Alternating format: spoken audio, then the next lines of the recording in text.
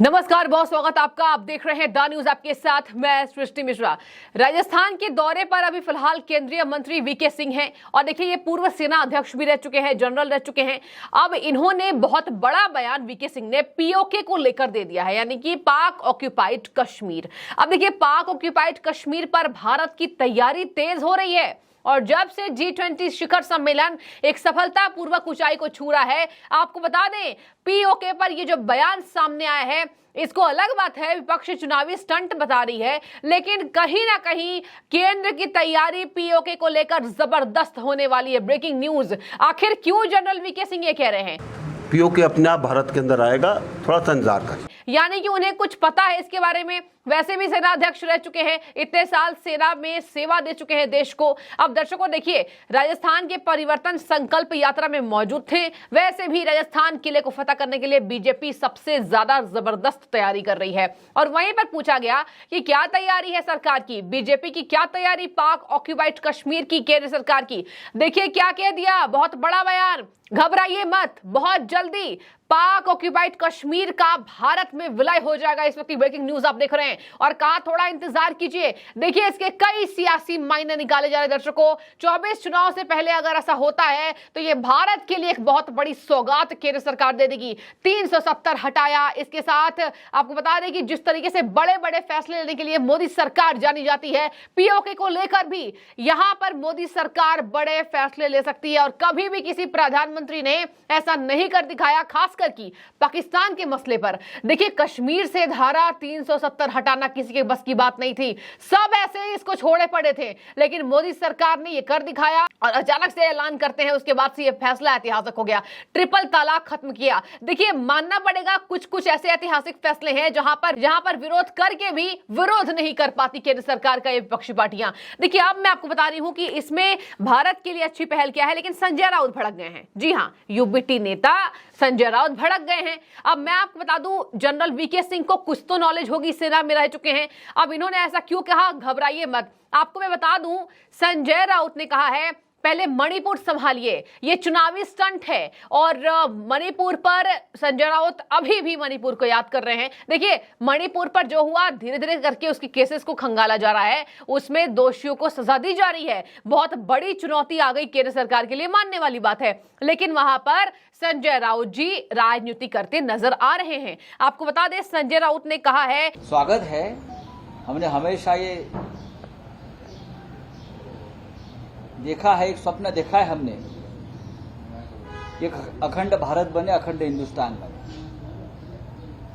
पाक ऑक्यूपाइड कश्मीर जो है, हम हमेशा बोलते हैं हमारा हिस्सा है, लेकिन एक्स आर्मी चीफ जब अपने पद पर थे तब ये लेने की कोशिश करनी चाहिए थी आर्मी चीफ ने।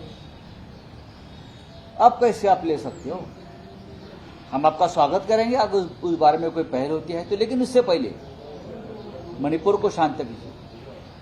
मणिपुर तक चाइना घुस गया है। राहुल गांधी जी जो कह रहे हैं कि लद्दाख में चीन घुस गया है, 20,000 वर्ग किलोमीटर जमीन कब्जे में ली है, अरुणाचल का हिस्सा चाइना के मैप पर दिखाया गया है। ये पहले खत्म करो, ये पहले अपने कब्जे में लीजिए, फिर बाद में अपने आप पीओके हिंदुस्तान में आ जाएगा। उसके लिए आपकी जरूरत नहीं है भाई साहब। यानी देखिए जनरल वीके सिंह पर ये बयान दे रहे हैं।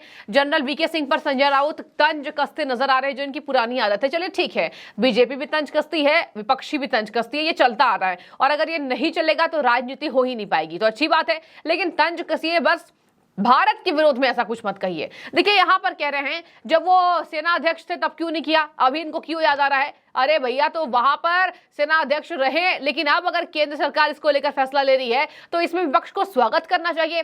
संजय राउत ने एक लाइन भले बोल दिया कि पीओके हमारा था, हमारा रहेगा, पहले क्यों नहीं किया वीके सिंह ने? मणिपुर संभालना चाहिए वीके सिंह जैसे लोगों को, ये कहा है संजय राउत ने, और अगर ऐसा होता है तो हम इसका स्वागत करेंगे। देखिए विरोध भी और यहाँ पर समाधान भी निकालते नजर आ रहे हैं, विरोध भी कर रहे हैं, समर्थन भी कर रहे हैं। तो एक चीज कीजिए, अब आपको बता दें, उन्होंने कहा कि मणिपुर में पहले शांति लाओ, ये कहा है संजय राउत ने। और देखिए यहाँ पर कहा है कि हमने हमेशा सपना देखा है अखंड भारत हो। देखिए अखंड भारत के लिए बयान ये दे रहे हैं, और अखंड भारत के लिए बयान देते विपक्षी नेता इसलिए नजर नहीं आते हैं क्योंकि हमेशा से ही भारत का अगर कुछ अच्छा होता है तो ये विपक्षी नेता ही उसका विरोध करते हैं। G20 को आप ताजा बयान में देख लीजिए, G20 के वक्त पर इन लोगों ने इतना विरोध किया, क्या फायदा, देश की गरीब जनता कहां जाएगी। लालू प्रसाद यादव का कल बयान आया था, शर्मनाक। खैर अब उस पर नहीं जाते हैं। अब मैं आपको बता दूं कि वीके सिंह ने राजस्थान में कई ऐसी बातें कह दी, यानी कि जो कॉरिडोर बनाने की बात चल रही है भारत टू यूरोप, अब देखिए उस कॉरिडोर से आर्थिक अर्थव्यवस्था में तेजी से गति आएगी,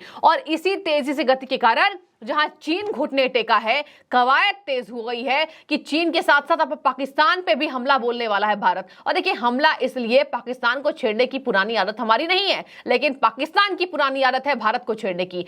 पीओके के लोग आपको बता दें गुहार लगा रहे हैं कि पीओके भारत में विलय हो जाए। वहां के लोगों से अगर बातचीत की जाती है, वहां गरीबी है, खाने के लिए रोटी नहीं है, पैसे नहीं है, और पीओके के क्षेत्र के रहने वाले लोग जो है वो मुश्किल में है। इसके साथ में आपको बता दूं, यहां पर सिया मुसलमानों ने कहा भारत के लिए मार्ग कब प्रशस्त होगा। मतलब कि देखिए कुछ मुसलमान पाकिस्तान के ये चाहते हैं कि हमारा कैसे भी करके भारत में विलय हो जाए। क्यों? क्योंकि पाकिस्तान की ऐसी स्थिति अभी हो गई है, और अगर कोई कैबिनेट मिनिस्टर ऐसा बयान दे रहा है तो विपक्षी पार्टियों को इसमें समर्थन देना चाहिए। लेकिन संजय राउत यहां पर भड़कते हुए नजर आ रहे हैं। अब मैं आपको बता दूं, अगर बात की जाए तो ये जो थोड़ा सा इंतजार जैसी बातें कर दी है वीके सिंह ने, इसका इंतजार 24 के पहले देखा जा रहा है। अगर धारा 370 जैसी चीजों को खत्म किया जा सकता है तो आखिर पाक ऑक्यूपाइड कश्मीर को क्यों नहीं। अब देखिए ये पुराना मसला है। एक बात आपको मैं और बता दूं, चीन ने जब से विवादित नक्शे को तैयार कराया है, लद्दाख को अपना बताते हैं। इसके साथ राहुल गांधी जो बयान दे रहे हैं,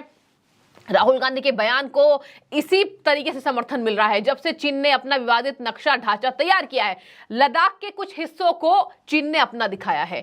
उसी चीन के विवादित पोस्टर को राहुल गांधी ने सच मान लिया, लद्दाख दौरे पर गए, लगातार हमला बोला। ये देखिए लद्दाख में लूट लिया गया हमारी जमीन को। केंद्र क्या कर रही है? मोदी सरकार झूठ बोल रही है, और मोदी सरकार का काम है। देखिए देखने वाली बात होगी, अगर G20 शिखर सम्मेलन में चीन के प्रधानमंत्री आते हैं और इटली के प्रधानमंत्री को मनाने की कोशिश करते हैं, जॉर्जिया मेलोनी को, जो प्रधानमंत्री से एक सुखद मुलाकात करती हैं। आपको बता दें इटली ने तैयारी कर ली है, BRI प्रोजेक्ट से अपने आप को किनारा करेगा, क्योंकि चीन इसमें अपनी महत्वाकांक्षा ढूंढ रहा है।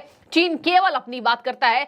धीरे धीरे चीन देशों पर राज करने की कोशिश कर रहा था, लेकिन अब सोच लीजिए कि 24 के पहले सारे सपने चीन के चकनाचूर हो रहे हैं। इसके साथ मैं आपको बता दूं, चीन ने अभी अभी बयान दिया है कि हम अब सीमा विवादों को सुलझाएंगे, इससे हमें दिक्कत हो रही है। आपको बता दें एक और बयान, डिप्लोमेसी में, कूटनीति में चीन की अभी दुर्दशा चल रही है, और ये एक अखबार ने लिखा था, प्रकाशित किया था। तब से चीन की हवा खराब हो गई। और देखिए चीन की हवा खराब करनी इसलिए जरूरी है क्योंकि दर्शकों, चीन ऐसा देश है जो किसी देश का नहीं है।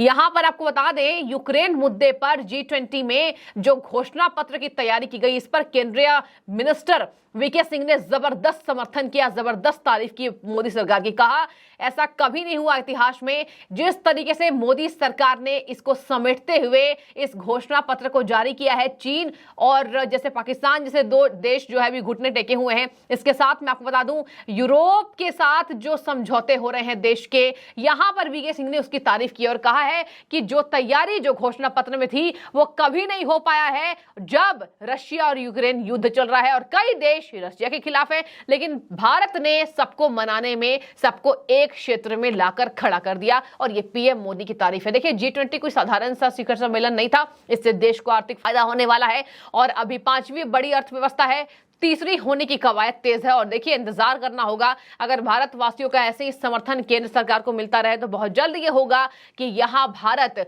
पीओके को अपने में विलय करता नजर आएगा, जो कि जनरल वीके सिंह ने कह दिया है कि इंतजार कीजिए, घबराइए मत, बहुत जल्दी पीओके हमारा होगा। वैसे भी देखिए पाकिस्तान ऑक्यूपाइड कश्मीर में कई ऐसे मुद्दे हैं, लेकिन धीरे धीरे करके इसका खाका तैयार हो रहा है। और देखिए केंद्र सरकार हर जगह पांव पसारे हैं, पांव पसारे मतलब हर क्षेत्र को।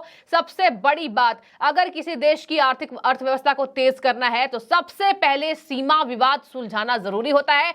चीन को घुटने टिका दिए केंद्र सरकार ने, और अब पीओके को अपने में विलय करके केंद्र सरकार एक नया इतिहास रचती नजर आएगी। ये खबर बहुत बड़ी थी क्योंकि जनरल वीके सिंह का ये जो बयान है ये बहुत बड़ा माना जा रहा है, यानी केंद्र सरकार पीओके को लेकर खाका तैयार कर रही है। और देखिए, समर्थन करना जरूरी है। संजय राउत जो कह रहे हैं, अब मैं चाहूंगी इस पर आपकी राय क्या है, जो कह रहे हैं कि पहले जब सेना अध्यक्ष थे तब क्यों नहीं किया, अभी इनको क्यों याद आ रहा है, और मणिपुर पर पहले सुलझाइए। बने रहिए, आगे भी इस पर अपडेट मैं आपको देती नजर आऊंगी। बहुत शुक्रिया।